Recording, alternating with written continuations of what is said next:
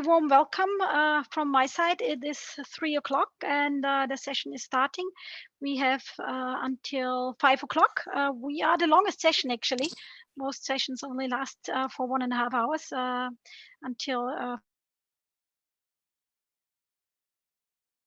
welcome you all to this session. This session is entitled Improving Energy Programs for Enterprises, Behavior Insights and Barriers.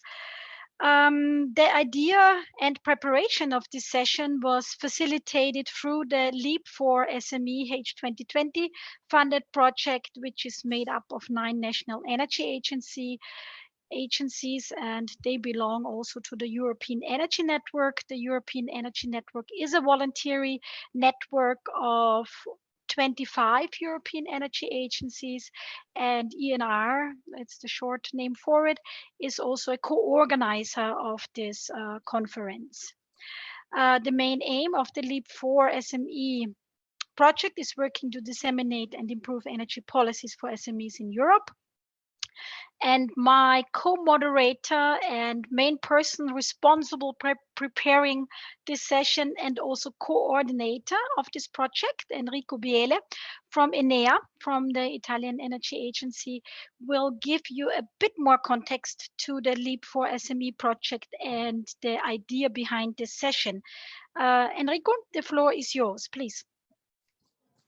Thank you very much, Kerstin, for introducing the project and this session. And basically, we are here today for more than one reason. Of course, to offer the participants of Behave a snapshot of what we are doing in this initiative, which is also an H 2020 funded project, but also to see what's happening around and to make the state of art, the state of play on behavioral aspects in energy efficiency in industry and enterprises, both SMEs and also large enterprises. This is a topic which is not very much addressed in literature, and honestly it is also quite difficult to find very good and interesting scientists or policymakers or implementers working in this field, which can also provide relevant insights of data. Luckily, with kind support also of the ENR colleague Irmeli Mikkonen and Jenny Palm from the Lund University, we have a very good panel of speakers. And our journey today will start from the drivers to energy efficiency in manufacturing firms and in for-profit companies. And we will move forward to what we are doing in the LEAP for SME project in terms of analyzing energy policies and integrating whatever we can in these policies. And we move then to quantify the aspects of behavioral issues or behavioral contents that we can find in energy audits, but more in general in energy efficiency in enterprises. One of the most difficult things that we have as policy implementers or supporting the policymakers, so our ministries and less our parliamentaries, is to find a good scientific background and to provide relevant and quantitative data which can help in promoting what is behavior with what is an effective result in implementing the policy. We have different speeches on this topic, starting from Chiara, which will tell us something about behavioral impacts of mandatory energy audits.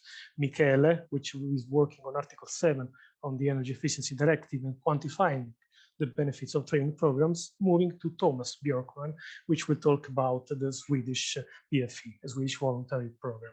So the main idea is to give something to the participants, but also for us as consortium to learn something from these relevant speakers, which are not all of them from the consortium. I would say the majority is from the academic world or from other energy agencies. So one thank to all of them, double thank, because anything and everything is said here today will probably open up some new opportunities of meeting and better understanding what's happening in behaviors related to energy efficiency programs in enterprises.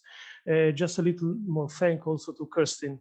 Kerstin Schilcher is a very well-known reputed scientist, and she's from the Austrian Energy Agency, our partner, but she's not from the consortium. So it's a very value added that she accepted to work with us today. There will be a lot of time to discuss also, and now I'll leave the word to Kerstin and then to Mette. Thank you very much. Thank you very much, Enrico, for setting the scene for this session. I've seen that our technical support has already posted something in the chat.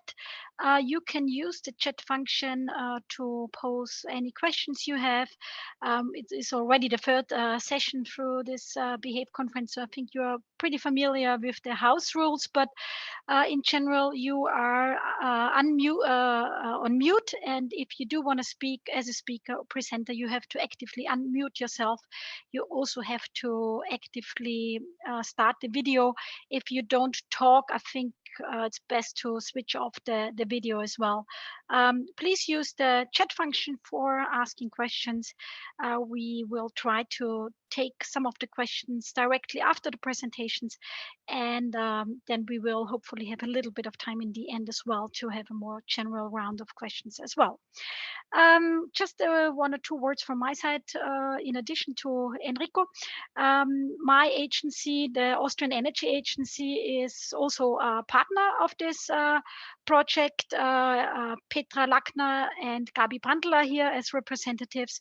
And we also run a project which is called Klimaaktiv, which is Austria's foremost climate protection initiative by the Austrian government. And we have a very long tradition in supporting SMEs to implement energy efficiency measures, and so have many of the other consortium members of the Leap for SME project. In general, energy agencies are key players in engaging and supporting citizens in our countries on energy issues, but also industry and SMEs. And we can follow already and view that there is an increased need for education and awareness raising, advice and support to encourage greener energy choices, as well as behavior change programs to promote more sustainable habits. And I think it is of great importance for all of us to identify behavior change learnings from case studies which are relevant to SMEs. As Enrico said, there's not that much out there. And that's why we are here today. This is our main aim and main goal, and why we have prepared this session.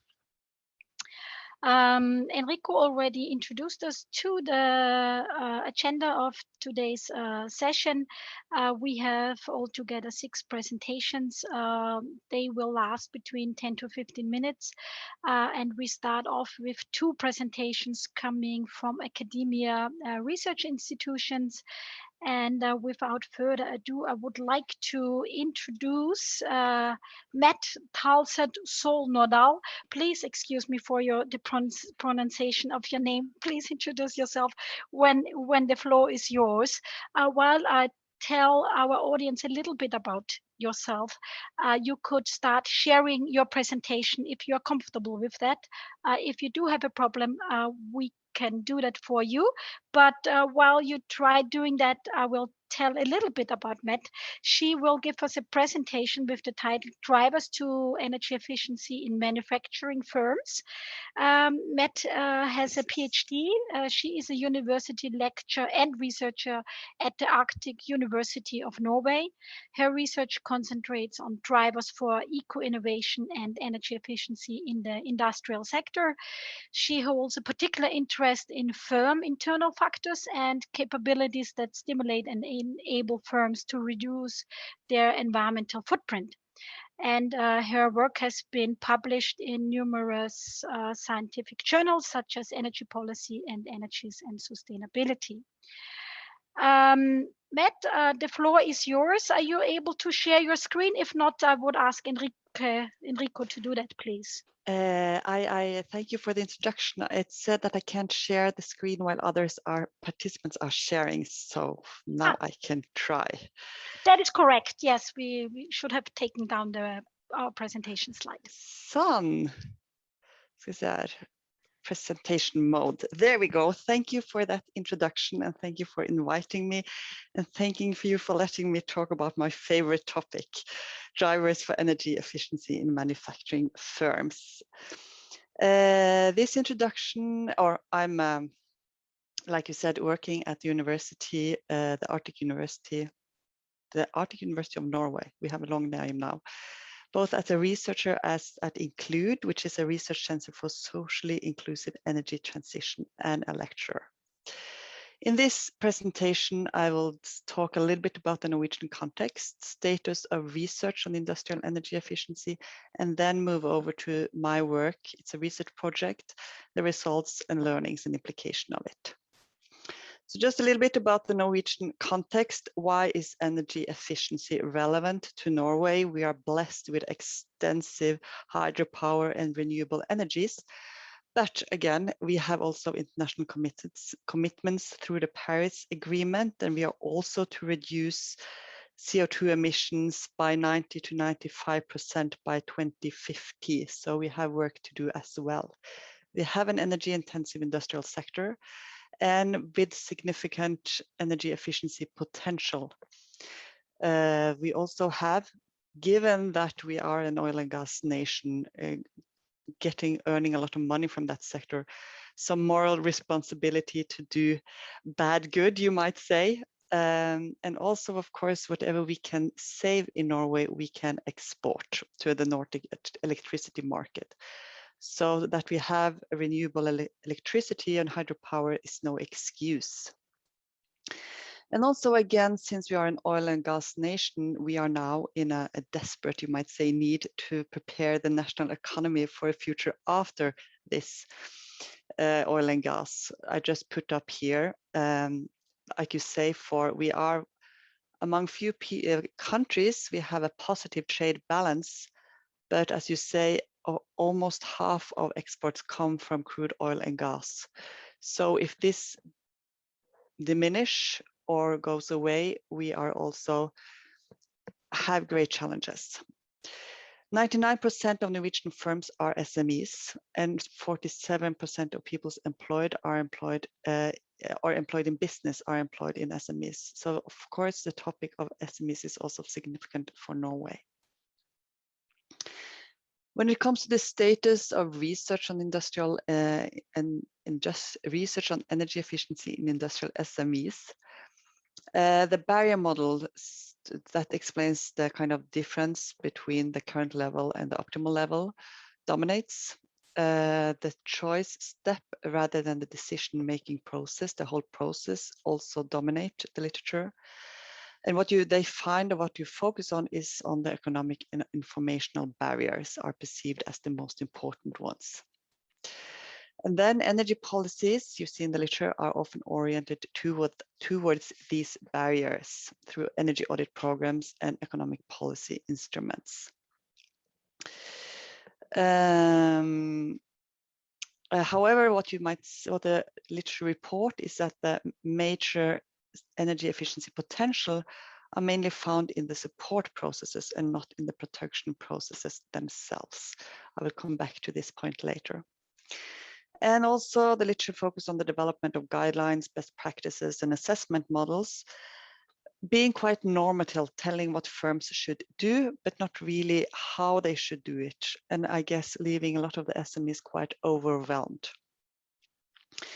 And these gaps in our knowledge, there are great gaps in our knowledge about factors affecting behavioral aspects for industrial energy efficiency. And of course, this is also, I guess, the motive for this session. So what have kind of inspired me, the core question driving my work during the last years are why some firms are willing and able to change their behavior and become more energy efficient, given all these barriers that are kind of lined up in the literature. And even though you will say that in my work, I've focused on manufacturing firms, I consider manufacturing firms as those who are classified under the economic area of manufacturing in the standard industrial classification. And as you already see, 99% of all firms in Norway are SMEs. So most of these firms would also categorize as SMEs. In my research, I have in this presentation, I've taken together 3 interrelated studies, a literature review and 2 empirical studies from Norway. And based on these results, I have developed kind of a topology, or I synthesized the findings to kind of focus on 4 internal drivers for industrial energy efficiency, which I find to be the most important ones. I will go through this with you now. So in the first paper, it's a literature study, and it's not only focusing on Norwegian firms, but they are empirical and focusing on the drivers. And kind of the main finding is that this literature started to increase. So it was an upsurge around 2013. The geographical focus are on Western Europe, Italy, Sweden, Germany. And there are 3 major research milieus located in Italy, Sweden, and the Netherlands. And almost a very big percentage of the research in the field comes from these 3 institutions. It's actually the Polytechnical University in Milano, it's in Linköping University, and Utrecht in the Netherlands. And research are mostly multidisciplinary and quantitative. And drivers also seem to vary with contextual factors such as size, sector, production complexity, and geographical location. However, research or findings are quite inconclusive. So when trying to identify which are the most important drivers, I selected the 3 drivers that were considered most important from each of these studies. And I grouped them into 5 main categories, as you see here. And what we observe is that there are quite many drivers, the kind of internal drivers or those related to management and competence, that are considered very important from a firm perspective. However, this is just another list of a lot of drivers. So to make some more sense out of it, I converted these data into more numerical figures for more counting of frequency. And then I put it into this descriptive statistics. And of course, being aware that it does not say anything about statistic significance, and also that kind of here frequency might be a risk of being confused with attention, risk of confusing attention with prominence. It just gives some kind of, this presentation gives some support for the need to rethink the prior assumption in the research field. Maybe it's not only about information, maybe it's not only about economic barriers. There's something else we need to consider related to behavioral aspects. So this is again, this question, research and policies that tend to focus on these barriers. But then, due to some of the limitation with this presentation, I wanted to dive more into what is management and what is actually these competence drivers. So I did a study where I studied the relationship between absorptive capacity and energy efficiency in investments, and used theory absorptive capacity. And I also used then the community innovation survey from Norway. What is important here is, though, that what I find that a positive relationship between both education, higher education, internal knowledge development through R&D, and an external cooperation with particularly university have a positive effect on such investments. But also what is interesting to see is that there is also like an interaction effect with prior knowledge and cooperation with universities.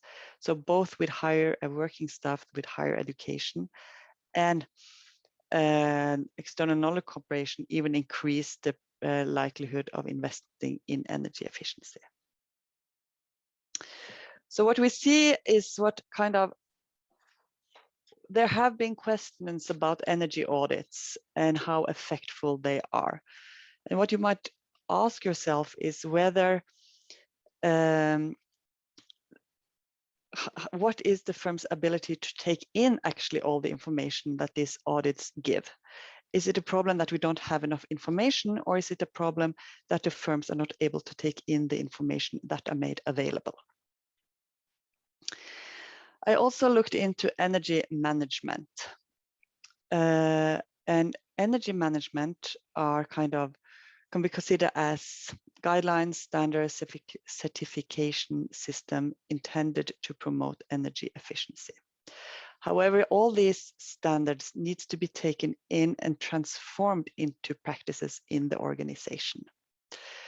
And the literature points to several important practices, such as top management support and awareness and energy strategies, and that you need to have energy control and monitoring.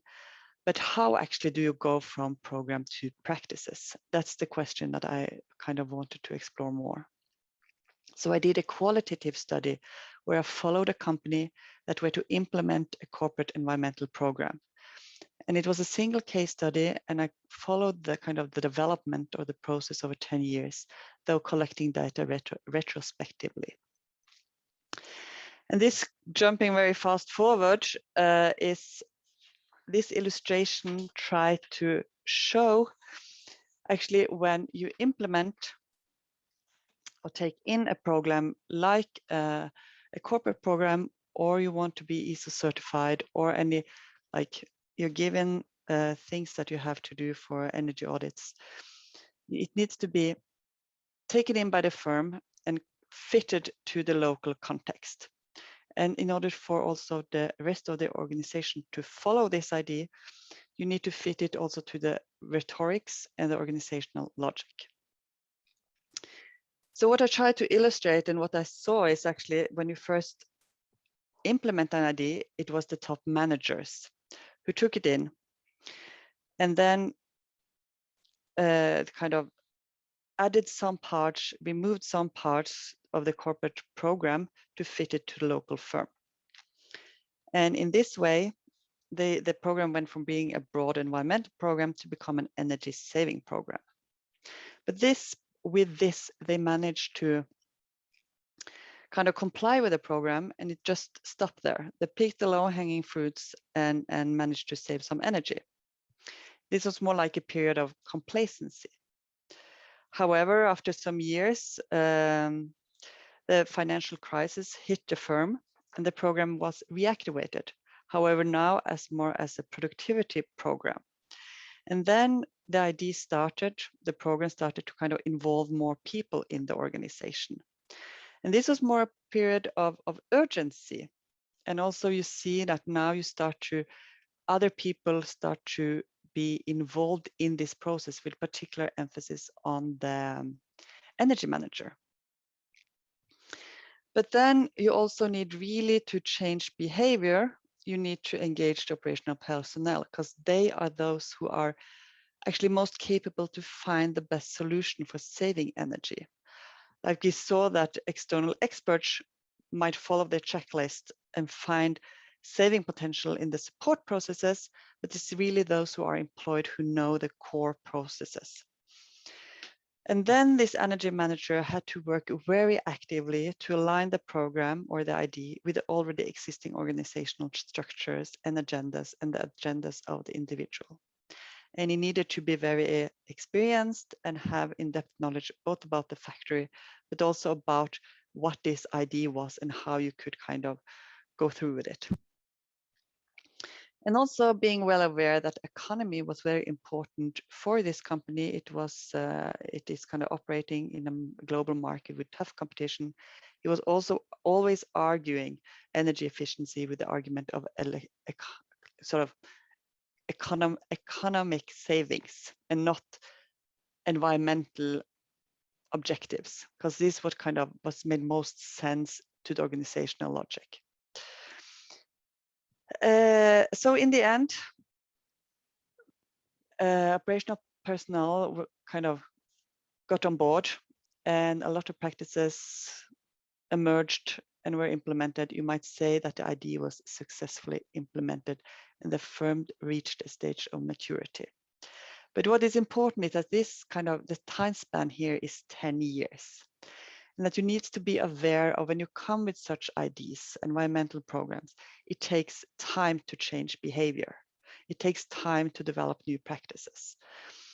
And also when you design a program, you need to kind of have a flexibility that allows also for the firm to fit it to the local context.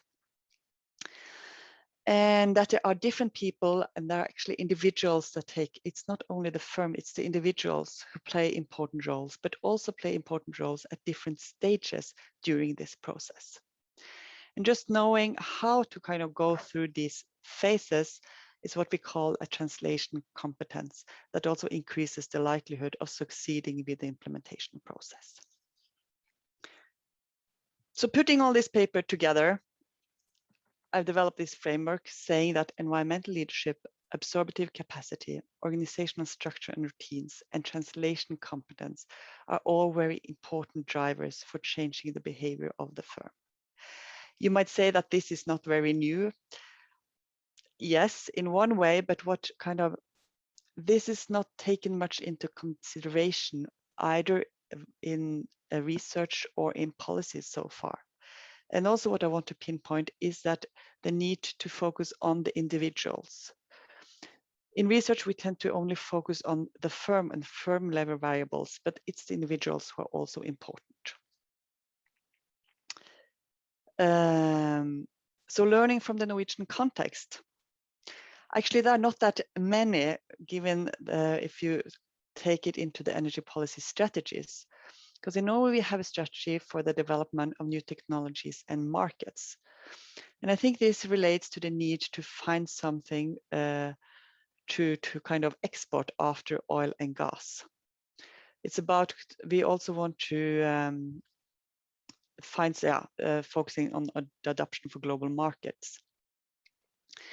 And the main programs for energy efficiency, we have the Green Platform Initiative now that was just launched. It's a research program over 3 years, investing 1 billion NOK. And we have ENEA, which is managing the Climate and Energy Fund, investing about 2 million NOK annually.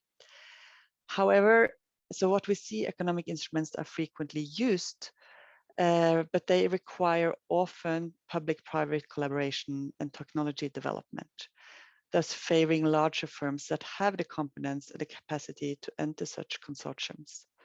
So SMEs seems to be forgotten in the Norwegian industrial energy efficiency policies. And however, the programs very much resonate with Norwegian strategies.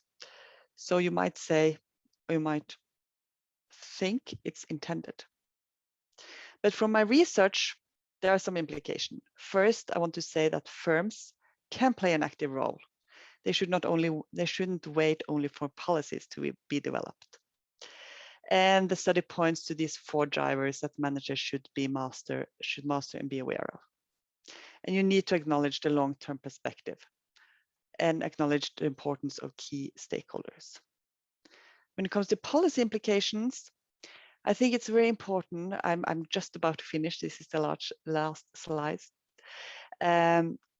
That behavior drivers at both organizational and individual level are significant.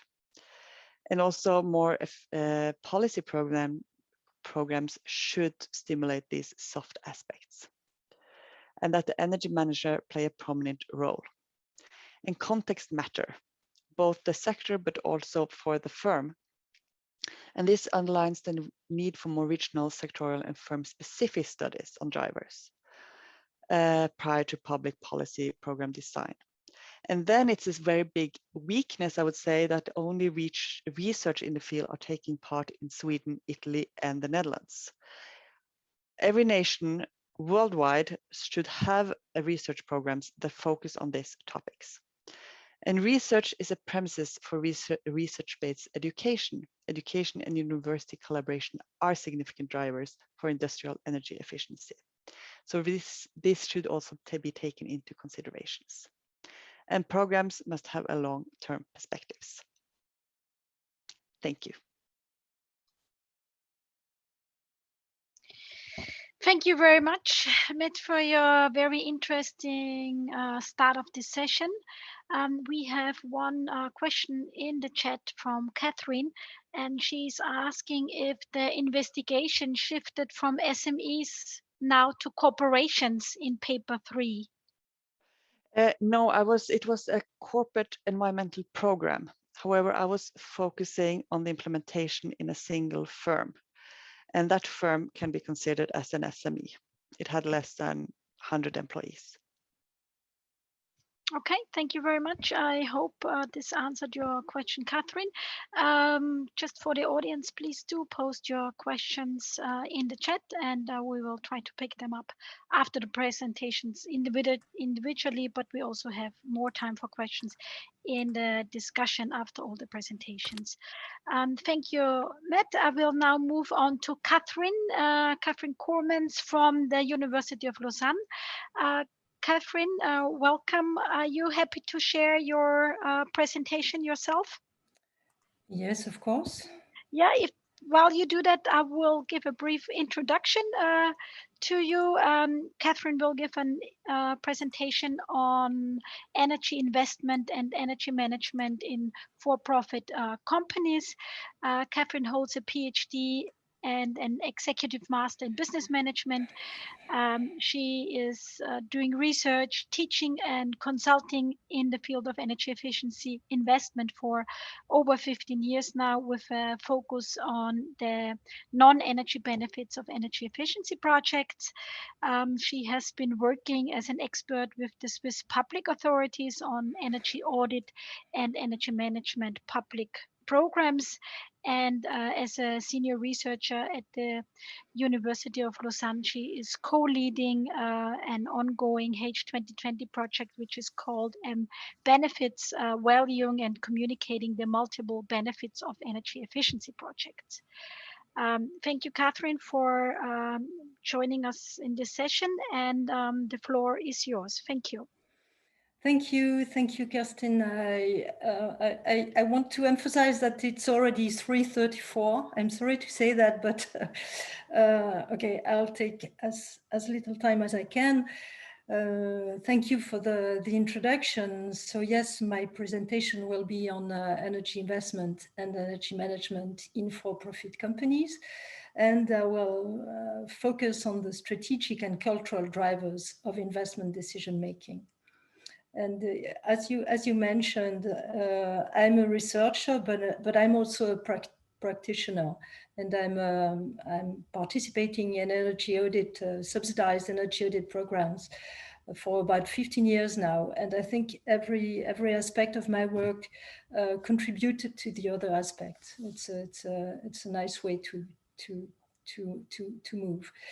This is the outline of my presentation, so I will briefly introduce the context of my theoretical background, which I developed over the last 15 years, then how this background has been confirmed empirically, what are the consequences of the situation described by this background and by the studies, the studies or surveys we did, then the solutions I've tried to develop, and some conclusion and recommendations.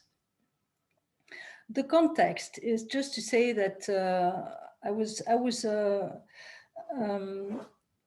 almost, I could say, shocked at the very beginning of my work by the fact that the conventional approach to energy efficiency project actually doesn't work. So identifying physical energy savings and then translating them into monetary energy savings. And if the investment is profitable, this would translate it into a positive decision regarding this investment and then implementation. Actually, this doesn't work or doesn't work well enough.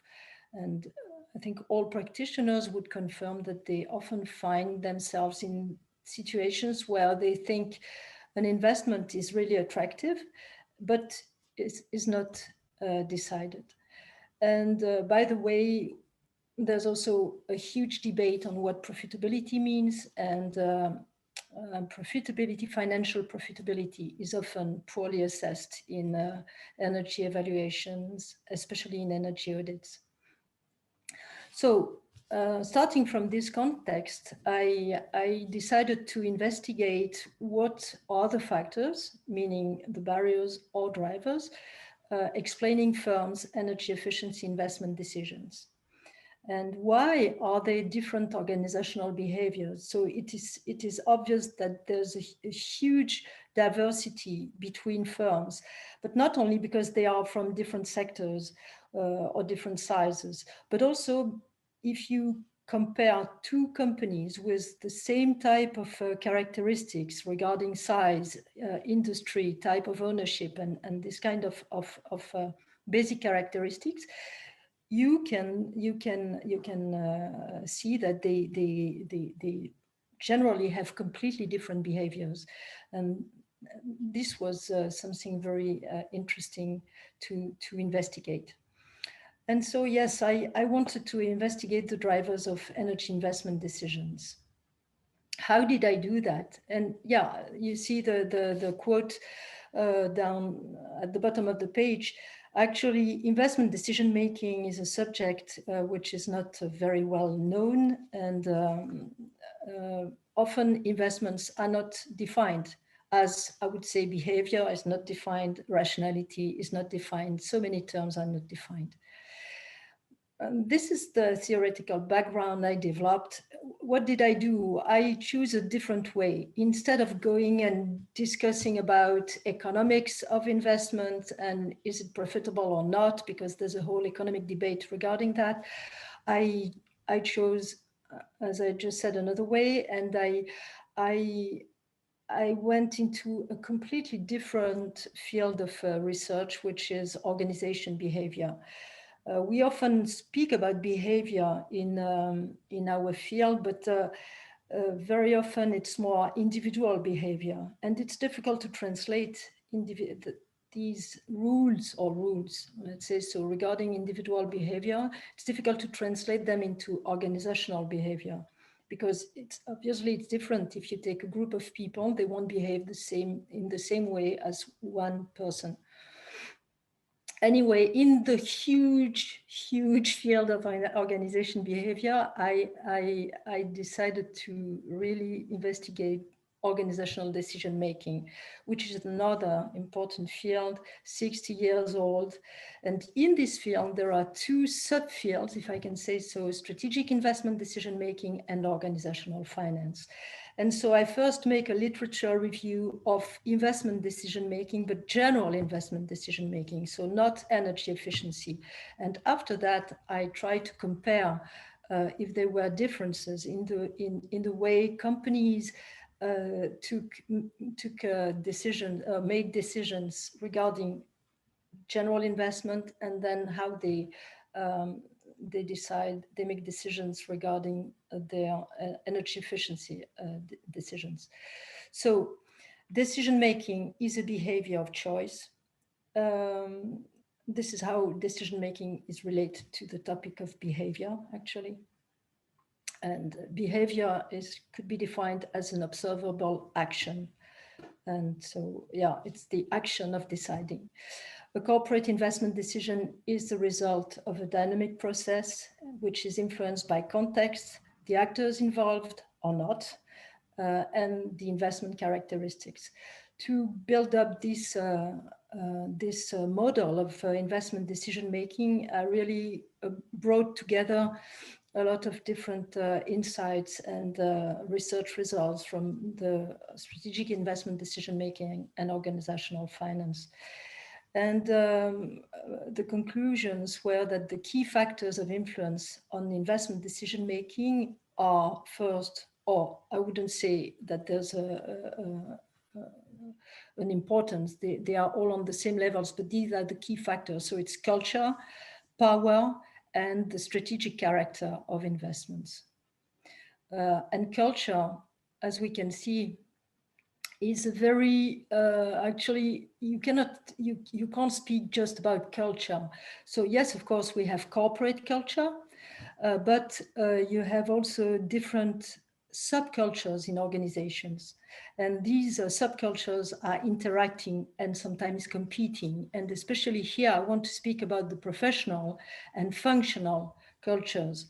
So we have, regarding professional and functional, we have on the one side, we have energy managers, for instance, or people in charge of infrastructures, physical infrastructure, so people with technical background. And then we have another type of people with different professional and functional cultures. And these people are more located in the top management functions, and they are trained in business management. So we see that here we have two groups of people.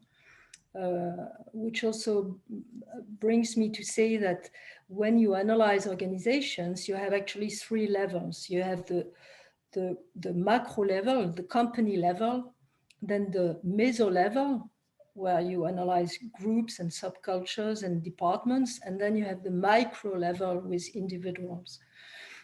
So coming back to the question of subcultures, professional and functional here, so energy managers and top management and business management cultures, what we can apply another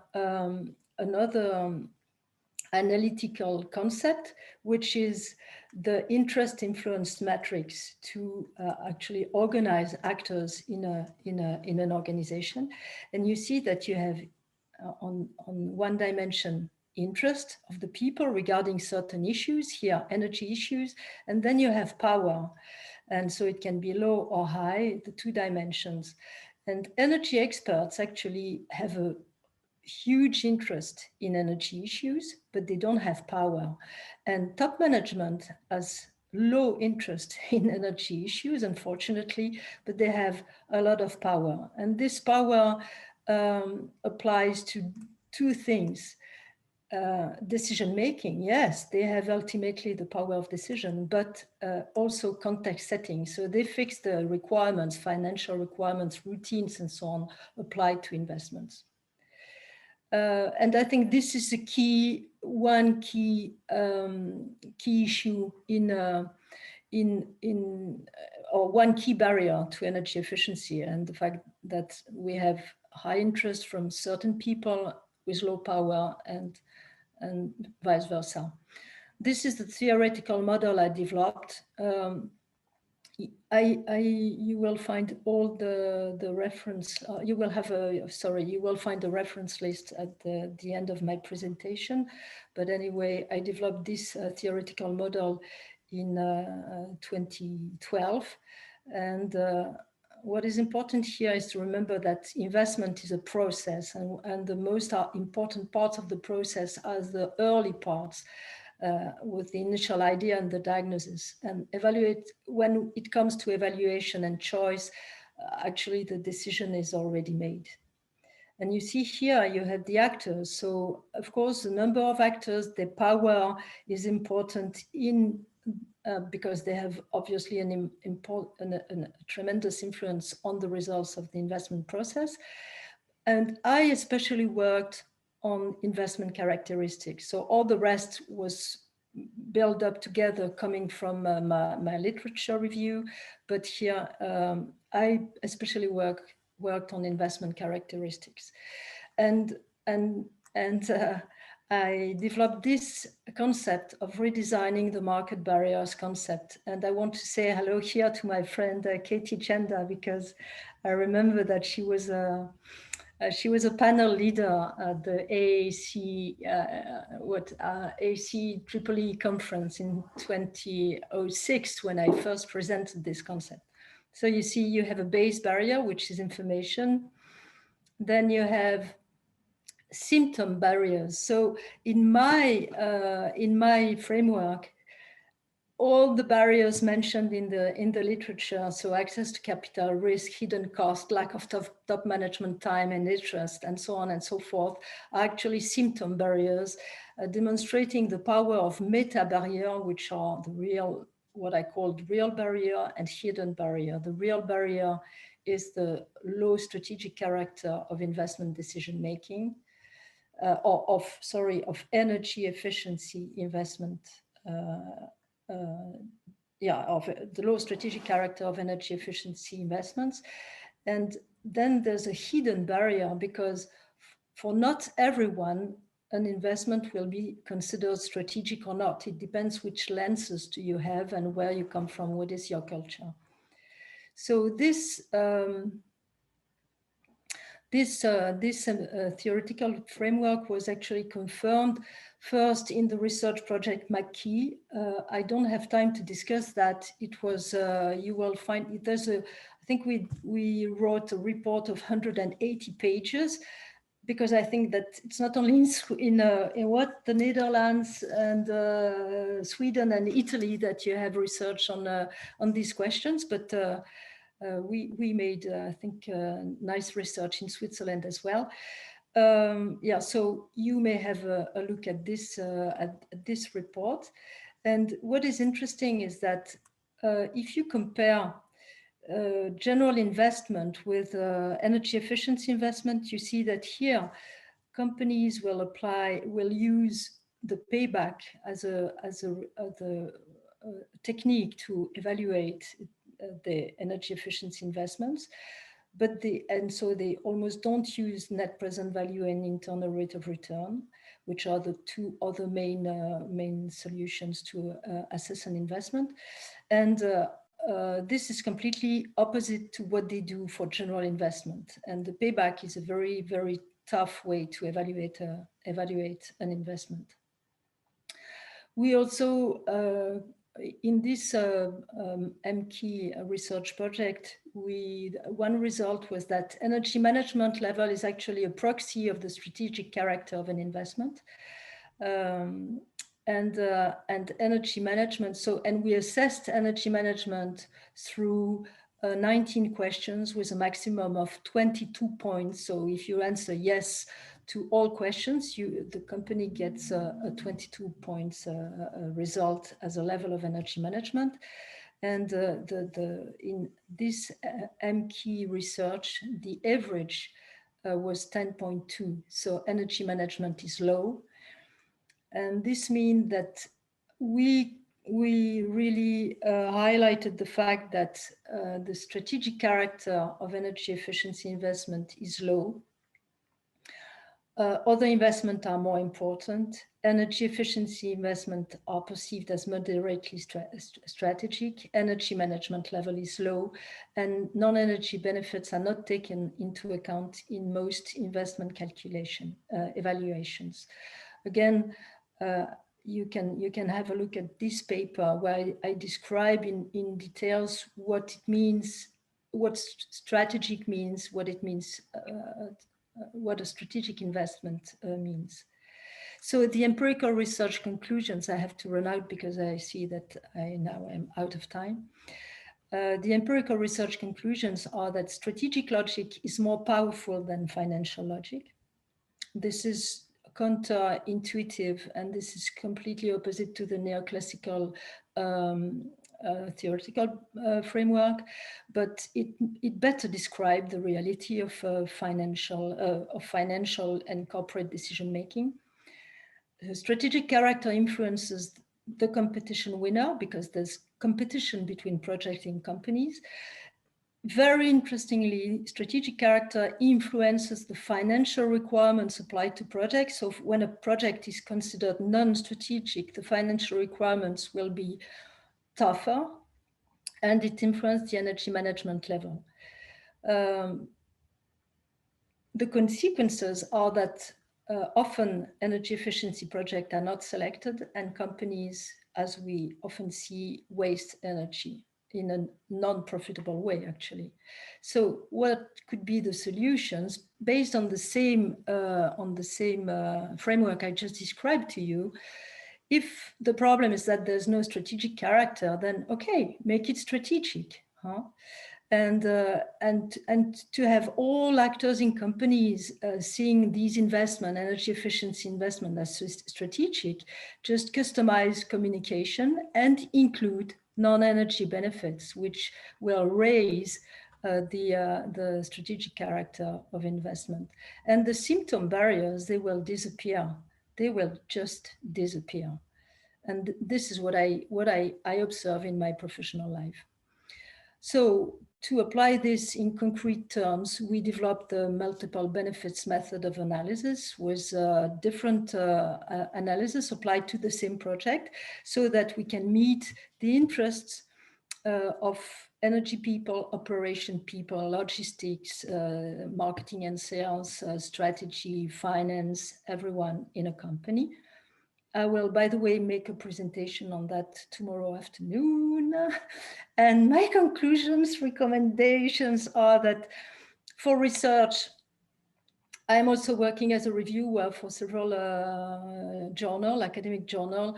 I would say that sound literature review is better than development of new empirical research. We absolutely need to stabilize and define a common definition for the core concepts of our work. And it's not easy because we come from different backgrounds. Inspiration, yeah, I think I'm almost the only one to have tried to investigate other fields. And this is really a pity because there's really important work there. Also compare treatment of other corporate issues with the treatment of energy issues. This is what I started to do, but there's a lot of work to be done there. And also interview actors located in different functions in companies, not only energy manager, to compare their views. And for the policy recommendation, I think to overcome financial and strategic barrier, promote multiple benefits in energy audits and in the energy investment evaluation. And what is absolutely tremendously important in my view, okay, is to train energy engineers to be less technical in their communication and to better applying some business management concept and tools in order to overcome cultural barriers. Voila, thank you. I'm sorry, I'm a bit longer also. No, thank you very much, Catherine. I think this is very important input from you and Mette, because we don't get the opportunity to hear that so often from the scientific academia, and that's why it's very important. Thank you very much for your presentation. I think there are a couple of questions in my head, for at least already. Maybe we can take them away in the Q&A session. But there is one question in the chat. We'll see if you make sense of that. It's from Gabriele Quinti, and she's mentions and asks your opinion on if we need also negotiation logic. For me, yeah, okay, it's a nice question. Thank you. In my framework, negotiation is a business management tool. So this is something which actually could be taught to energy engineers or energy experts for them to be better influential in companies, certainly. Okay, thank you very much. I think we should move on to our next presenter and our next presentation. It is by Andrew Todd from ESD, from the Energy Saving Trust. While I introduce you, please share your slides with us. Andrew manages ESD's Insight and Analytics team, which provides data-focused research and analysis for a wide range of projects related to water and energy efficiency, renewable energy, and sustainable transport.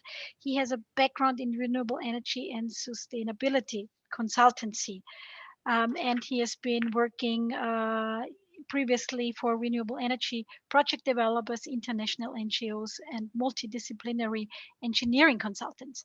Welcome, Andrew, and please take it away. Thanks, Kerstin. So hi, everyone. I am Andrew Todd, as has been introduced, so the Insight and Analytics Manager at Energy Saving Trust. And I'll just be giving you a brief snapshot of some of the initial research from the Leap for SME program, in particular looking at some of the SME energy policies from some of the partner countries. So a bit about Leap for SME. It's been introduced already, but I'll just go over this quite quickly. So as Enrico highlighted, it's being delivered by 9 energy agencies from across Europe, as you'll see by the map, plus Revolve Media, our communications partner based in Brussels. And we also have support from other energy agencies, national ministries, and various stakeholders associated with SMEs, like business associations, chambers of commerce, and regional and local authorities. And the goals of the project itself are to map and understand the support available to SMEs, to provide policy recommendations and capacity building for policymakers, and to share knowledge across the partner countries and with other EU member states. So I just wanted to share some insights from a recent research project, which was carried out by the Energy Research Partnership. They've produced a report called How Behaviour Change Will Unlock Net Zero. And they've stated that all new climate change initiatives need behaviour change enabling plans to ensure their success, highlighting that key barriers to cutting emissions are in the significant changes to behaviour required, both by the public and businesses, which need solutions to enable capability, motivation, and opportunity. Also, that policymakers and service providers and manufacturers must consider public acceptance and realistic timeframes for people to change their behaviours. I thought the report was out last week, so good timing in terms of this conference, but also quite pertinent to Leap for SME. So I'd encourage people to check that one out. So some key findings from an initial exercise on Leap for SME, which was carried out by the Austrian Energy Agency. They looked into gathering data available on different types and sizes of SMEs across different sectors, and looking at things like how many people they employed, what was the value add from the SME sectors, and also whether or not there was any energy data available, and providing some calculation methodologies to the different partners in order to calculate the energy consumption from SMEs if data wasn't available. And I think in the majority of cases across the 9 partner countries, there wasn't any specific data sets for SMEs energy consumptions. So some of the highlights from that exercise are that 99% of businesses in all partner countries are SMEs, and 86% are micro enterprises. So that's businesses with less than 10 employees. Of the SMEs, 87% are autonomous, meaning that they're able to make their own independent financial decisions. SMEs also account for between 54% and 83% of employment, ranging between the different partner countries. And in terms of energy consumptions, their share of gross inland energy consumption ranged from 9 to 18%. So still quite a significant proportion of total consumption across the different countries. Some of the key sectors in terms of numbers of enterprises, persons employed, and value add are the wholesale and retail, manufacturing, and professional, scientific, and technical services. Okay, we've also undertaken a literature review. So each of the partners have looked into the literature available on different SME energy policies and support programs, and come back with quite a range of data. So it's been looking at national, regional, and EU-wide policies and programs. And we found that some are specifically targeted at SMEs, others cover quite a wide scope, but they still will affect SMEs. Also found that some of the policy instruments are sector specific, but then others are inclusive of all sectors. We've grouped all of the policy instruments into 3 categories, and there's some overlap between them. But the 3 categories are financial support mechanisms, information and advice, and then regulation. And 167 policy instruments have been identified in total. And in terms of how they split across those 3 categories, 64% come under financial support. So that's things like loans, tax incentives, subsidies and grants. Then 32% under information and advice. These are things like benchmarking tools, research programs, and then 4% under regulation. So covering financial support, we found that there's variable sources of funding, with the most common are coming from national government and EU sources. Many are targeted at specific SME sectors. So using Portugal's credit line for decarbonisation and circular economy as an example, this provides access to finance via loans for SMEs in the industrial and tourism sectors. Whereas others target all businesses, such as Austria's Klima and Energy funds, which subsidize the cost of solar thermal and solar PV through non-repairable grants. In terms of regulation, these might be things like energy efficiency obligation schemes, energy performance certificates, or minimum energy standards. And as I've highlighted in the graph, that there was a lot less found which were specifically aimed at SMEs than for the other two categories. Some examples include Poland's energy efficiency white certificates, which stimulate energy efficient behaviors by imposing fees on suppliers who don't demonstrate savings, and UK's minimum energy efficiency standards, which require private rented properties to meet an EPC rating of E or above. The last category then is information and advice. So things like research, advice, tools, awareness raising, capacity building, and networking. We found that the support was provided through EU, national government, and private sector organisations. Some examples include EU-funded projects, such as SME Empower, Engine, Erasme, projects which provide information to SMEs and encourage energy efficient behaviours. In the UK, some private banks such as RBS and Lloyds are offering SME energy efficiency advice and free audits. Those are the kind of primary category for the policy, but they also went on in some cases to offer loans to the SMEs following the audits. And then lastly, Greece's Resolve project, which produced guidance for olive oil producers to encourage the uptake of renewable energy. And I'll end with some common barriers to SMEs. So we've also asked the partners to look at some of the barriers which SMEs might be facing. So some are lack of awareness in terms of the support which is available to them, a limited understanding of the policy instruments, support not being specifically tailored to SMEs. So for programs or support mechanisms which are covering all businesses, having not enough information tailored to SMEs can be really prohibitive for them in terms of awareness and uptake.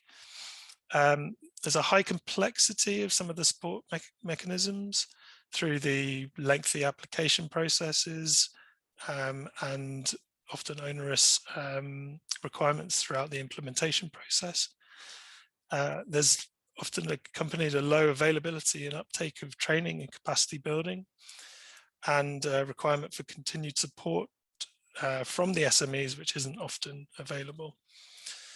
So that is just a snapshot of where we are. The next steps in the program are to produce some reports which highlight some of the best practices in terms of the different policy instruments which we found, and then a second report on the barriers and some of the benefits, looking into also the non-energy benefits for SMEs in taking up support. Thank you very much for listening. Happy to take any questions. Thank you very much, Andrew. I don't see any questions in the chat so far, but could you maybe put the link to this report, if it's online, available already for your project website? Perhaps I think that would be interesting. Is that the report I quoted in the first few slides? Yes, please. Yes, exactly. Yes. I think that would be interesting. And I do have one question from Gabriele Quinti. Among the barriers, we found also a lack of energy culture or environmental culture in SMEs exists. What do you think? Can you agree on that? Yeah, I think so. I think I think if you looking at the data, that the majority of SMEs are very, very small in terms of number of employees. the chances that they have specific knowledge and an awareness of energy efficiency and are able to employ energy managers for a 10-person organization when their core business might be something, you know, completely unrelated to energy, it's going to be very difficult for them to easily adopt a culture of energy management. So yeah, I completely agree with that. Yeah, thank you. I mean, this is maybe also in relation to, you mentioned the barriers, that there's a low uptake on capacity building and training. Is that also in relation to that a little bit? I think so. I think perhaps for some of the capacity building programs which have been available, it's hard for the SMEs to actually commit to the time required in order to develop that knowledge. So I think there's a lot that needs to be done to start to try and ingrain a bit more of a culture and make it more of the norm, and also to think about the training which is provided to SMEs and how that can be tailored to them to make it easy for them to adopt. And yeah, so it's not seen as having to give up something else in order to follow that support. Yeah, among the lines like that they don't have the feeling that we overburden them with helping in delivering behavioral aspects in energy efficiency measures, I think. Okay, thank you very much, Andrew. Please do post the link to the report which you mentioned in the first few slides. And moving on now to our next presentation, Chiara Martini from ENEA, from the Italian Energy Agency. She will be telling us about analyzing the behavioral impacts of mandatory energy audits. While I say a few more words about you, Chiara, please share your screen. Chiara has been working for the Italian Energy Agency since 2013 as an environmental economist, and she holds a PhD. Her current activity is mainly devoted to the analysis of energy efficiency interventions, including in the mandatory energy audits and to the Leap for SME project. She has worked on the monitoring of energy efficiency policies, energy scenarios, and energy poverty. We actually know each other from the energy poverty work, and she's also collaborating closely with the Ministry of Economic Development for drafting the Italian renovation strategy and develop the macroeconomic scenarios for the national NECP. I can see your slide already, Chiara. The floor is yours, and thank you for giving us a presentation. Hi, thanks a lot, Kerstin, for this nice introduction. Yes, we will analyze the behavioral impacts of mandatory energy audits in Italy. This is a quick outline of my presentation. We start with a look at the literature, describe our approach as well as the Italian context and sample, and describe results in the manufacturing and tertiary sectors and drive some conclusions. So all of us, we will know that an extended energy and efficiency gap exists, extended when we speak of energy management systems. And we know that barriers can be described in different ways, in different taxonomies. So for example, economic barriers, organizational barriers, behavioral, and barriers internal or external to the firm. Certainly an interdisciplinary approach is needed. So we can ask ourselves, how would the EU and national targets on energy efficiency be achieved in such a situation? Of course, energy management programs help energy efficiency. You have here some literature references, but just for illustrative purposes, not exhaustive purposes. Energy efficiency interventions characteristics do matter. So according to the intervention areas, for example, the firm size has an impact on the barrier's relevance and perception. And also a relevant role is played by industrial networks and also by social technical regimes. Why our study? So given the existence of the energy efficiency gap, we thought that looking at our energy audits data, my agency ENEA manages the energy audit program, and so we decided to look at them to try to better understand the choices on energy efficiency interventions. And our main research question is if energy audits are perceived as a mere obligation, a mere legal obligation, or as an opportunity. And to try to provide an answer to this, we analyzed the firms obliged to undertake an energy audits in four different NACE sectors belonging to manufacturing, but also to tertiary sector. And we looked at different indicators on energy performance improvement actions, EPIAs, with focus also on actions in the general managerial area. So these actions are connected to the adoption of ISO 50001 certification, also to the adoption of a monitoring system, but also to information and training campaigns on energy efficiency. And so if we have a look to these two maps, which we have derived from energy audit information, these are related to the total annual energy savings in percentage of the total, and on the left, related to implemented actions, on the right, related to planned actions, so potential savings. We can ask how many variables describe and influence the behaviors behind this map, the regional behaviors, but sectoral behaviors. So our working hypothesis is that knowledge, not information, knowledge is the first step to plan and act. This is true at the level of firms, but also at the level of policymakers. The Italian context. The Decree 102 of 2014, which has been recently updated in 2020, sets an obligation for large and energy-intensive companies to perform an audit every 4 years. And so we have different data available from energy audits. So the number of actions, energy efficiency actions by intervention category per site and per company, the savings of final energy, but also investments and payback time, and the cost effectiveness.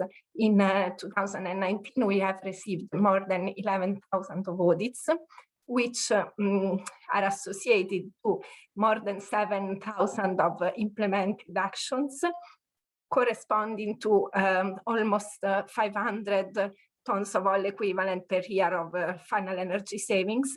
And we have more than 30,000 of planned actions, corresponding to 1.7 million TOI of final energy saving per year.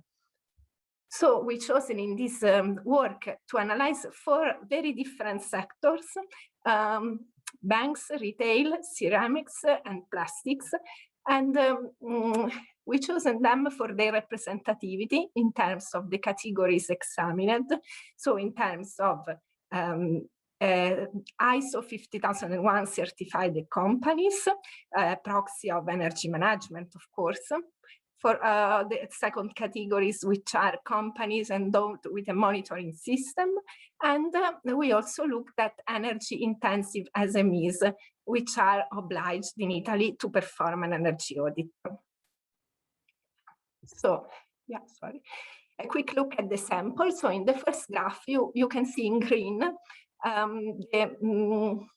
the role in different sectors of SMEs in terms of share of total final energy consumption, the role on monitoring the companies having a monitoring system, and the role of certified ISO 50001 companies. So you can see that the green bar has a very different importance in different sectors. For example, in banks in retail, we do not have SMEs.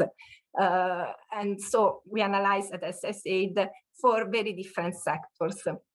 In the second graph on the bottom, you can see the share of the total on the total in the three categories of firms for in the 4 sectors examined.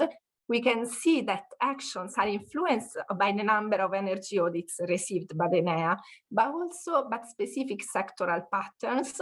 And to have better insights, we could look at the intervention mix, so in which areas the actions are distributed, and also the role of networks and districts, for example, for sharing practices and aggregating projects. First, look at results in the manufacturing sector. So we'll concentrate here on plastics in the first graph.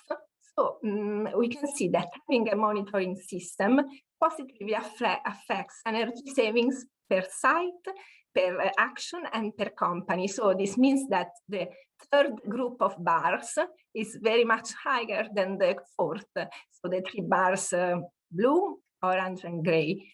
And that we also observe that the energy management and energy monitoring increases savings as percentage of total consumption. So the yellow dots are higher both for ISO certified companies and for companies having a monitoring systems than companies without certification and without monitoring systems. We also have higher savings in small and medium enterprises. So the savings as percentage of total consumption. We can also look at cost effectiveness. So this is an indicator expressing the cost, the average cost of saving 1 ton of oil equivalent, and it clearly depends on the energy efficiency intervention mix in each sector. In this graph, we compare ceramics and plastics, and we see that in ceramics we have a positive effects. So we have lower cost effectiveness, lower values of cost effectiveness, better performance of companies having energy management and having a monitoring systems. And in plastics, this is observed only for companies having a monitoring systems. Cost effectiveness seems also to be better in small and medium enterprises. So if we look at retail results in tertiary sector, so in retail sector, this is a graph similar to the previous one. We can see that energy management and monitoring increases energy savings, but only at corporate level, not at site or at action level. Remember that in this sector we do not have small and medium enterprises, but we have a lot of multi-site companies. And again, having a monitoring system also in this sector has a significant positive impact on savings. So the yellow dot is higher for companies with monitoring systems. On cost effectiveness, here in tertiary sector, evidence is mixed, but we could compute cost effectiveness also for general actions. So the intervention category in which the adoption of ISO certification is included, and the adoption of monitoring systems, but also information and training campaigns. And we observe a higher cost effectiveness, a higher efficiency of investment in this, a better cost effectiveness in this category, the intervention category. A quick look at planned actions. So in the energy audit, we have identification of energy intervention measures, which are not binding and will deserve further analysis in time, in particular relative to the implementation, and I would say to the barriers for the implementations. In these graphs for plastics and retail, we can see the average investment on the y-axis and the payback time in the x-axis, and the dimension of the bubble is cost effectiveness. So we can see that in plastics, investments for small and medium enterprises are lower. And we can see that in both sectors, energy management and also energy monitoring have a mixed impact on investments, but in both cases, they shorten payback time. So we have that the non-empty bubbles are have lower payback times. Quick overall view to the results, just to show you the evidence is mixed, because in green here we have the better performance, so better performance for ISO certified or for companies having a monitoring systems. A relevant role, we have of course a relevant role of sector characteristics and of the distribution of actions among different areas. But we can tell that for implemented actions, energy management and also energy monitoring have a positive impact on the number of actions. And also that monitoring positively affects savings in percentage of total consumption. Also savings for in absolute value for general actions, and in manufacturing sectors, cost effectiveness. We have mixed results on planned actions, but I would like to highlight that we have a positive impact also in this case of our monitoring system on savings and on cost effectiveness general actions.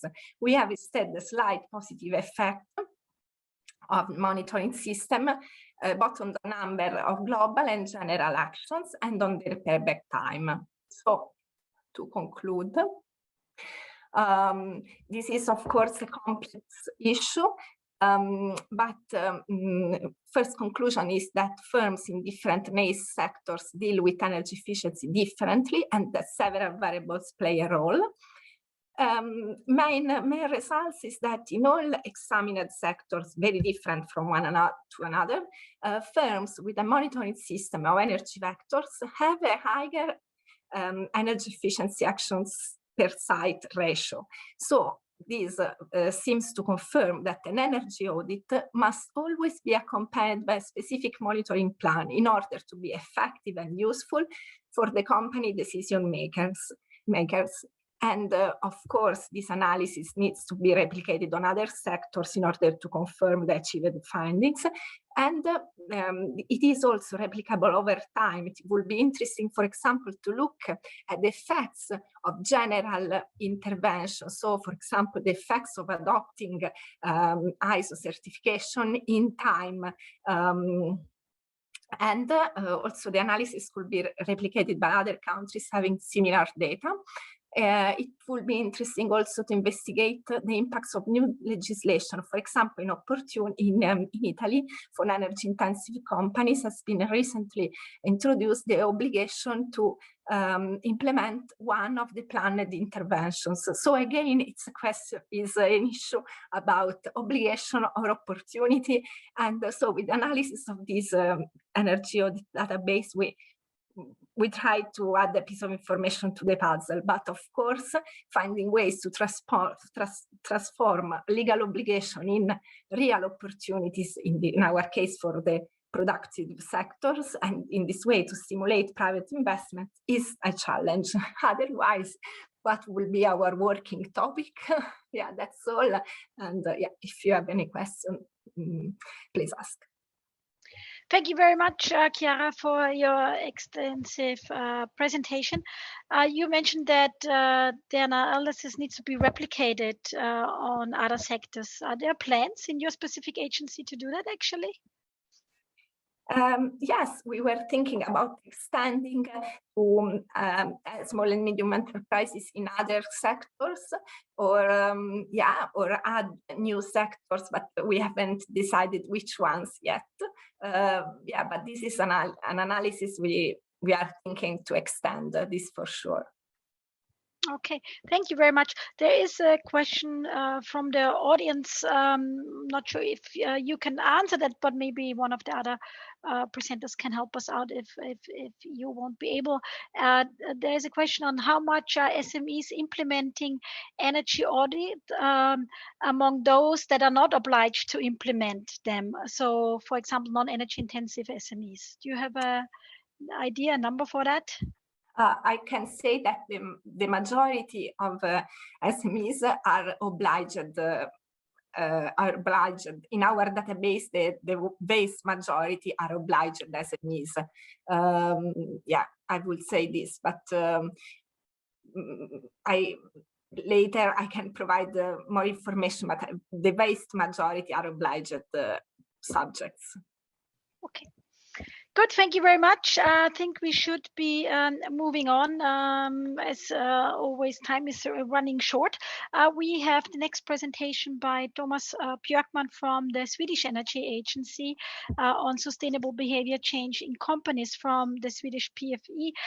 Thomas, are you comfortable with sharing, or should Enrico share your presentation? We did try it earlier.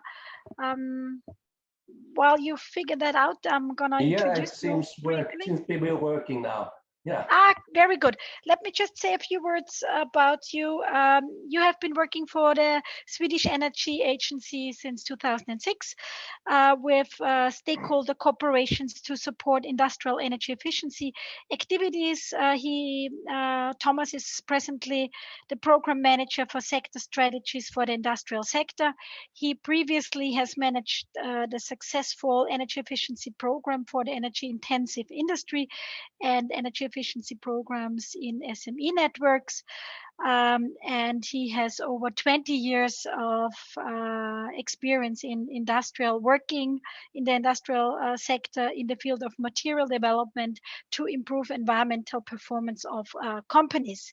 Well, it's a pleasure to have you here, Thomas, and please start with your presentation. Thank you very much. Thank you very much, Catherine, for your kind introduction, and also thank you, Enrico, for observing this little bit old paper that we wrote and also presented at ECEEE together with my friend Catherine. So you could call it how chicken feed could make a change in energy intensive industries. Just trying to illustrate that with this picture. This is actually what one of our colleagues in ENEA said when we presented PFE there. So very shortly now, in the business literature back in '93, you could find something from McKinsey about change in organization, and that was also studied in the academic literature, and in '96 this was published by Kerstin and co-writers. But that states some of the preconditions that you need to fulfill to be able to make a change in an organization. So we don't have a lot of time, I will not stick to those. But the paper we made was about the PFE program, which was a program for the energy intensive industry. And the idea was to show that this could initiate behavior changes in companies, and it could sustain them over time. So very shortly now about the companies, it's about 103 companies representing 25 to 30% of Swedish energy use, and we have an industrial structure, meaning that all those large companies, if you use the EU definition of SMEs, they represent some 95% of the energy use in the sector, although there are many SMEs, as we saw from previous presentations. Anyhow, it was a 5-year program. They needed to go for ISO 50001, which was a Swedish standard at that time. And they set up after 2 years a report of what they should undertake to do. And during the following years, they made this, implemented the measures and some kind of routines. And they had a very small tax reduction to do that, which was the chicken feed. So another way to present it is to have some sort of model for change, that there is some kind of desired change you need in the enterprises. In this case also, how could you change behavior on different levels in the company, which was the program with the ISO 50001 in the middle. And we see from the other presentations here, it's not possible without the management commitment, which is also, if you make it strategic, as Catherine presented, you have a big difference. There's also a possibility to make policy interventions to make this happen. In this case, it was this small carrot. You can also have laws, legislation in different ways, but some kind of policy intervention is needed. And you need to have an infrastructure and institutional support from us and from certification bodies and from consultants, and the push for new technology and so on. Without that, you will not have this kind of change. So there are organizational changes that actually were made in the companies during these programs, which were 2 5-year periods we had. They changed the way of planning and control. They also have different capital budgeting, and they had some education for a competence build for human resources, and whatever you call it, energy culture, energy awareness in the organization, that changed. So in short, they changed the way to do things, and they wrote it into the routines, and the ISO 50001 keep track on that. And the most successful ones were the ones who actually integrated into the operation of the company. So the overall result after 10 years was 10% less electricity use, which was the focus of the program. And we had one example from the chemical industry. From one 5-year program, they made they decided to make the 5% improvement, but by the end of the program, they found out it was 8%. And the reason to this was that they made a lot of training for the operators, also understanding the issues of the climate problem on a broader sense. So they made a lot of changes in the processes, so which improved the overall result very much. We also tried to work with the same type of ladder as you saw presented earlier. This is a communication ladder, more or less. But the thing you want to do is going from awareness, making audit analysis, making some kind of energy management, whether it's certified or not. Then we saw, as I previously said, if you actually integrate this ISO 50001 into your operations, and you can find it all the way to the sustainability report and the monitoring and so on. You will move up the ladder, and if you then go to work with your customers, or you work downstream, you work together with society, try to be more innovative, you will have even better results. And all this is driven to up the ladder if you have a management attention for the issue and makes it strategic. So we have a more recent example for a program which called the Energy Steg, which is an energy step, you could say, was a successor of the PFE program. They could use either support for investment or deep project study. And for the truck manufacturer, bus manufacturer, Scania, they made a deep project study. They wanted to build a new energy efficient foundry. And you can see the targets from the square below, which they actually had. And so they made this project, and they said, we are going to build this new foundry, but without an energy guy in the room, this potentials that we know are there will not be realized. And to do so, they had to change the way they worked in the organization. For example, the purchase department, they had this performance index, not on what the result of the new equipment was and what good they had. The performance index was how much they could bring the price down. So not really how operative the new equipment was.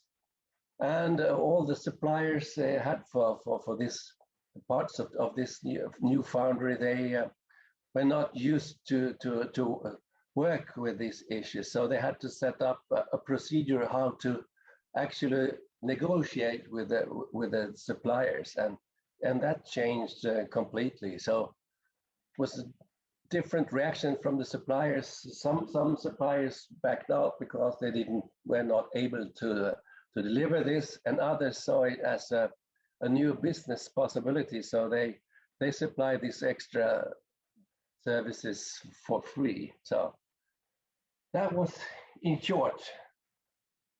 I hope I managed on the 10 minutes. Thank you, Thomas. You did very well. I do have a question in the chat by Catherine Yanda. It is in regard to, before you actually go into the Scania example, the last one, she's asking if you could elaborate on what you mean between upstream and downstream in the latter model of making energy strategic. Yeah, that's if you work in your supply chains and also with your customers. So that's what I mean. You can also, because if you make some improvements of energy efficiency in your operations and you increase energy use with your suppliers, it's no good. And also more and more of the big companies have working with from the taxonomy and scientific-based targets. They work a lot with the suppliers, but also with the customers to provide them with better solutions. And then you need to work much more closer, of course. And then by the end of the day, you want to make those change cyclic, of course. But that's a longer story, and we don't have time for that now. Well, thank you very much, Thomas. I'm sure you could tell us a lot of other stories as well. Just a follow-up question is, do you consider these companies to be middle actors then? Yeah, it depends on if they supply to end customers or but we see the business-to-business relation is really, really important. So I don't know if that was an answer to your question or. Well, I think we have to leave it at that anyhow, because we have one more presentation and we are almost running out in time, but I think we will have a little bit of time for a Q&A afterwards. So I thank you very much, Thomas, for your presentation. I would like to introduce Michele Preziosi from ENEA, from the Italian Energy Agency. Now he will give us a presentation on the Italian Information and Training Program, evaluation of energy savings and analysis of drivers and barriers for industrial energy efficiency. It is our last presentation. Michele holds a PhD. He is a postdoc in commodity science and then started, after this postdoc position in 2019, he started to work for ENEA.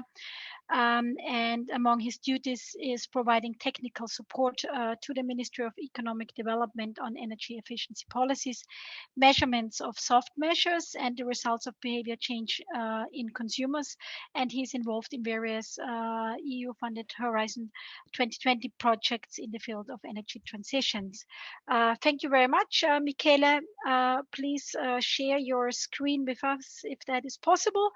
And the floor is yours. Yes, we can see your slide perfectly. Good afternoon. Thank you, Kerstin and Enrico, for giving me this opportunity to present some insight on the Italian experience on the application of policy measures on energy efficiency.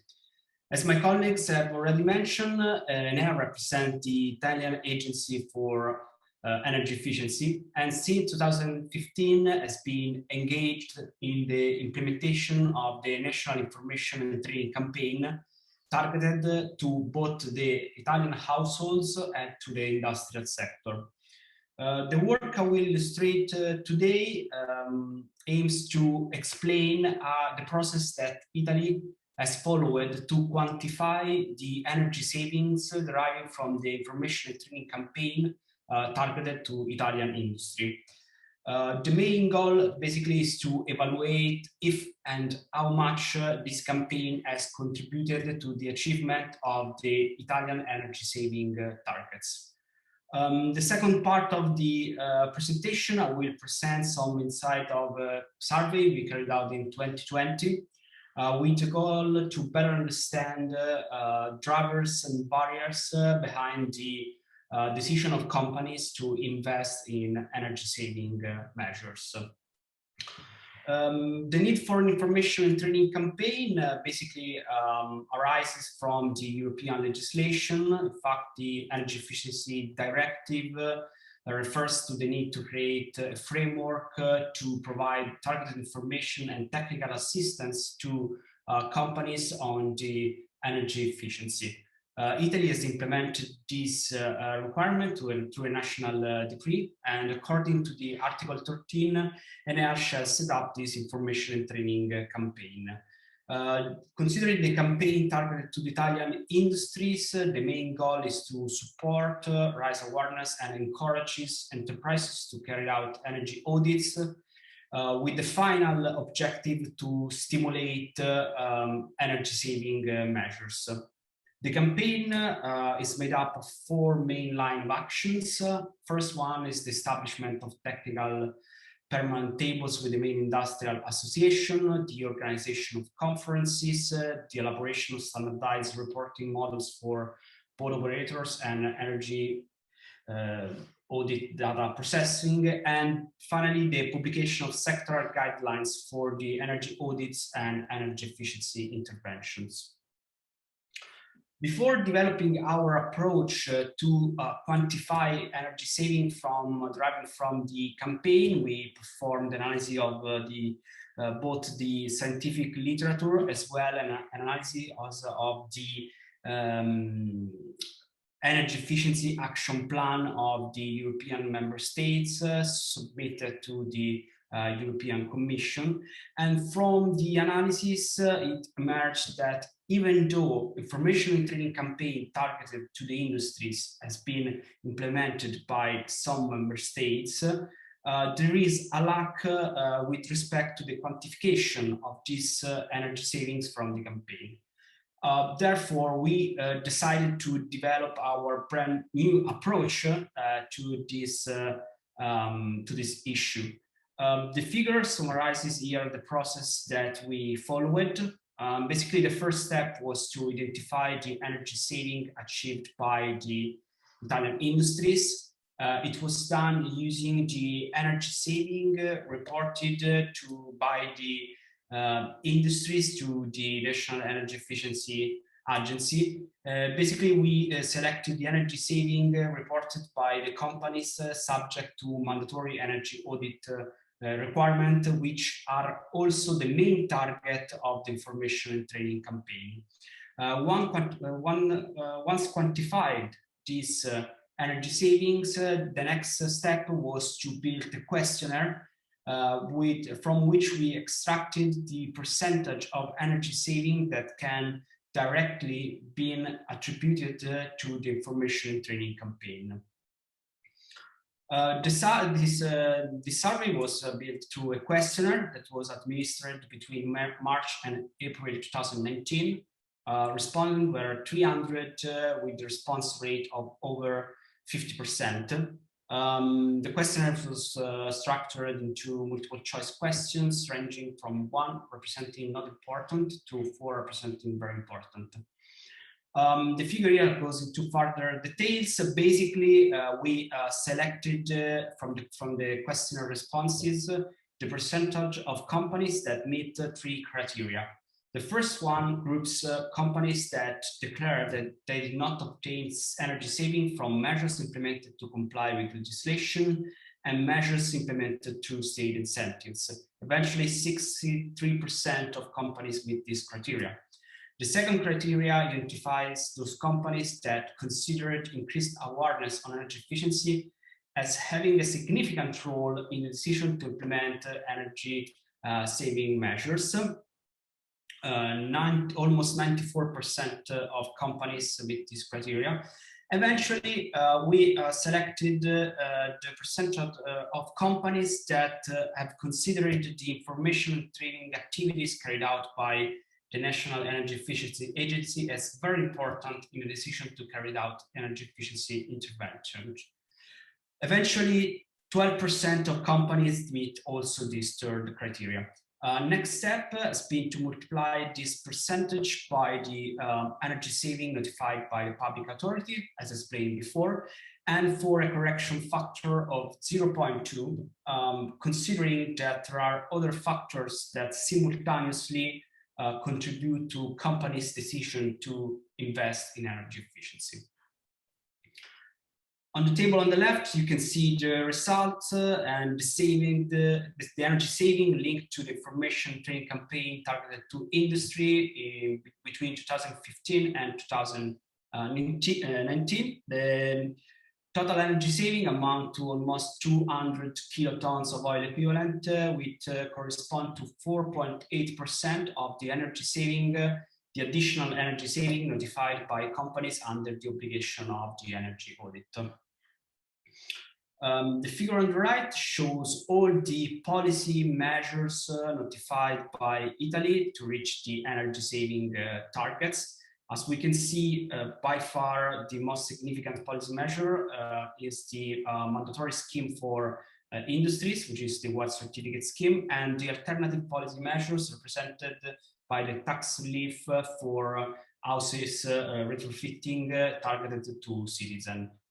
On the rest of the columns, you can see all the other alternative policy measures that have been implemented, which is comprehensive also of the information and training campaign, which amounts to 3 kilotons of oil equivalent, considering also the campaign targeted to the citizens. Okay, the second part of the presentation, I'll go quick through the result of the survey we carried out in 2020. The target was the same as the survey we carried out to quantify the energy saving from the campaign. So companies subject to mandatory energy audit requirement. The main goal, understand drivers and barriers to the implementation of energy efficiency measures. In this case, respondents were 366 with the response rate of 38%. Considering the size of the organizations, half of them were large size, 33% medium size, and around 11% small size organizations. Moving now to the drivers that push companies to invest in energy efficiency, the most significant relate to the mandatory legislation on energy consumption and environmental protection. As well, important drivers is the emergence of energy efficiency as a requirement for customers and suppliers of the companies interviewed. Considering the activities carried out by the public institutions through the National Information Training Program, it scores 2.4, placing itself in the middle of this drivers ranking. From this table, just want to underline that interesting to note that the least important drivers for companies is the opportunity to obtain public funding for energy efficiency interventions. Sorry. On this final slide, the table on top shows the role of internal and external stakeholders in stimulating energy efficiency investment. As we expected, internal forces are the most significant. In fact, the most important stakeholders were in pushing companies to invest in energy efficiency were company management and the company energy manager. On the other hand, information and training activities organized by external stakeholders were considered as less important with respect to the internal stakeholders. The last table, the barriers, most significant barriers to investment in energy efficiency are the financial risk related to the investment, taking into consideration payback time and the uncertainty about the economic return of the investment. Also to mention as significant barriers, the decision to allocate financial resources to other activities than the energy efficiency interventions. Finally, it's interesting to note that the companies that we interviewed, that are just as a reminder, they were mainly large size and medium size, did not consider the lack of skills and difficult to access information expertise on energy efficiency practices as having a significant impact on the decision to invest in energy saving. And I think that's all from my side. Thanks. Thank you very much, Michele, for your very interesting presentation. We have very little time left for a Q&A. We did have questions throughout the session, and Catherine Cooremans has been very active in posing questions, and she I think has a good contribution and wants to elaborate a little bit on it. Catherine, are you still here? And do you want to unmute yourself and just give us your input quickly before I hand over to Enrico for the final questions? I was going to put on my video. There we go. Yeah. Hello, Catherine. Thank you very much. Yeah. I just wanted to thank all the speakers. I think it's a very interesting session because I think we're bouncing back and forth between the kind of qualitative investigation of what it is that a firm does, and then these kind of survey things, which assumes that firms are going to line up in some sort of order that we can discern by their technical characteristics, size, and function. And I think one of the things that's important, I think I wanted to kind of draw it back to the first part of the session, is that actually what we need is some sort of characterization that includes both the technical characteristics and the economic opportunities and the culture of the firm, and their sort of the place they are in their evolution and process. So one of the things, and I think that that's kind of missing, is the integrating ability to see across those two different dynamics. And I know part of the problem is the sort of qualitative and quantitative divide, that, you know, you can ask questions in a survey and get answers that you can then say are statistically significant. Whether or not they're true is something else. But I think when we're trying to make change in the real world, I think that's where this field needs to go, is try to figure out some way of, in the surveys, being able to ask some questions which are really about the culture of the firm and where it is in its evolution.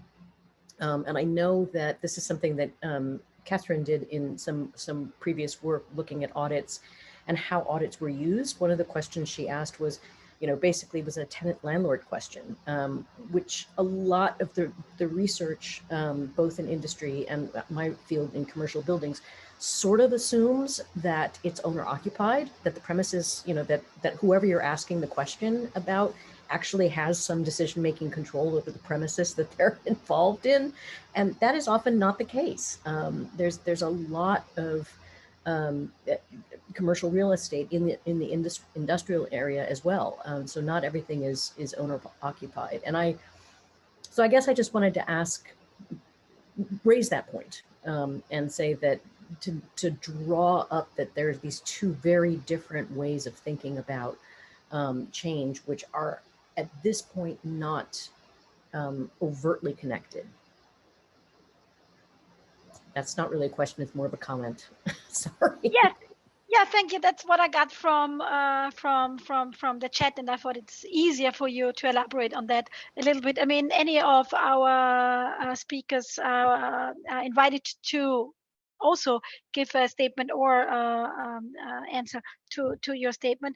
But so, does anyone want to say anything to that? If that's not the case, then I would give the floor to Enrico for the last remaining minutes. He also have some questions to our speakers. And Enrico, can I give the floor to you? And please unmute yourself and start your video. Hi, Kerstin. Can you hear me? Yes, I can hear perfectly well and see you. Hello. Thank you. Okay, thank you very much. And thank you to all speakers and participants for these interesting questions. I have one question, which I don't know if we are in time to finish for 5 p.m., but I will try to pose it anyway. I will start with Mette, Catherine, and Thomas, if you don't mind, just because the other speakers are, let's say, family or consortium. The question is that in energy efficiency programs for enterprises, we have seen that the behavioral aspects and co-benefits are difficult to be addressed, analyzed, and quantified. What is, from your point of view, very quickly in 1 minute, if you can, each, an action that policymakers or policy implementers, such as energy agencies, can implement to better take into account these behavioral aspects, issues in energy efficiency policies? If you have a hint for us. Thank you. Should I start? Sure. Yeah, thank you. Thank you for your question and very interesting presentations. And I really like the point from Catherine at the end. And I think that's also my point, that we need to kind of include this, call it soft behavioral aspects, much earlier and integrate it into education of engineer, of those who are going to later be employed in this energy agency or starting businesses and becoming managers. And again, if universities are to teach this, we need to do research on it. And now there's a lot of research on technical issues, but not these soft issues. So policies needs to stimulate soft research on this. Thank you. Thank you. Catherine, please. Catherine Cooremans. Should unmute yourself, sorry. Okay, so my answer is related to the framework I just presented, the framework on the meta barriers of to energy efficiency. And so, yeah, I think energy audit can play an important role, but they need to take a different format to be less technical in order to attract more interest from top management. And yeah, basically, this is what I would, it's a very short answer. And of course, I recommend to apply the multiple benefits assessment, because it includes all, it actually encompasses all barriers and drivers. It seems very ambitious and presumptuous to say that, but yeah, okay, I say it. I dare saying it. Thanks, Catherine. Thomas, please. Yes, I'm also happy that a few of you talked about drivers, because companies will never stumble over barriers unless there are drivers to improve. So what we see now is that from end consumers and in business to business relation comes more and more important, and to be sustainable and mostly from climate purpose. So I think if you could help to make this kind of statements and demands also from the policymakers. Sometimes you may have the product declarations, but there are also other things. So if you can encourage that, some of this will happen anyhow. And it also, I think, especially for SMEs, we saw if you have somebody educated and interested in the questions, and they have some manager in the SME that's interested in this, you will have a good situation for a while, but when they disappear, it all deteriorates. And then my point is, if it's not integrated into your your business will deteriorate over time. So thank you. Very well, thank you. Kerstin, what do you think? Do we have a couple of minutes more for letting the other speakers have a quick sentence? Yes, I think so, because Zoom doesn't seem to have kicked us out. So let's take 4 or 5 minutes more, and then we should wrap up. Okay, so please, we can start with Chiara. Yes, I would like to say quickly that, in my opinion, the information and the knowledge, as I said in my presentation, so the database, the quantitative data, in our case from energy audits, but for other measures from their database, are very useful. And also stakeholders engagement. So, for example, in energy audits, we work together with business association of different sectors in order to improve in time the data we get in the energy audits, the ability of auditors to perform an audit which really includes information useful to the firm, not only for the legal obligation, to comply with the legal obligation, but really useful for the firm, for the decision maker. Yeah, that's my point. Thank you. Okay, we can go with Andrew and Michele. Yeah, I think very similar as well to Chiara. I think more data and more useful tools for decision makers. And I think that will come with, with the rollout of smart meters. People will have real-time access to their data and be able to make quick decisions on it. I mean, Energy Saving Trust, we do a lot of tool development, mostly for domestic users of energy. But I think if there was some easy to use tools for SMEs, which they don't have to bring someone in, bring in a specialist in order to do an energy audit, they can do it themselves, assisted through the use of their data and tools. I think that's going to make things a lot easier. It reduces some of the barriers to uptake of audits, and therefore hopefully some of the barriers to implementing the recommendations. So yeah, that's my short piece.